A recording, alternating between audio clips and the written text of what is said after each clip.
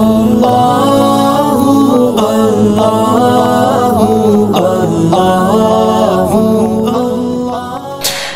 এমনি রাহিদ আহমদ আপনি লিখেছেন, পশ্চিম দিকে পা দিয়ে ঘুমানো যাবে কিনা? ভাই রাহিদ আহমদ, পশ্চিম দিকে পা দিয়ে ঘুমানোর পরে কোনো হাদিসে স্পষ্ট কোনো নিষেধাজ্ঞা নেই।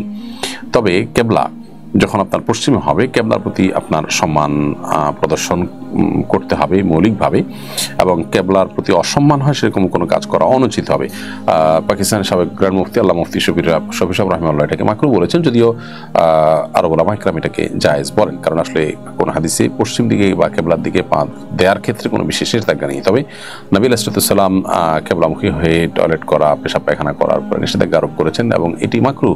অতএব সেটি যখন কেবলার প্রতি অসম্মান হয়, অতএব আমাদের এই সমাজ যেহেতু পাও মেলে দেওয়াটাকে আইবের মনে করে, আরবের উলামা ইকরাম আইব মনে করেন না অনেক ক্ষেত্রেই, যার কারণে এটি না করতে পারলেই ভালো এবং অ্যাভয়েড করাটাই হবে অধিকতর তাকওয়ার নিকটবর্তী, বিশেষ করে আমাদের দেশের প্রেক্ষিতে যেহেতু এখানে কারো দিকে পা লম্বা করলে সেটা অসম্মান মনে করা।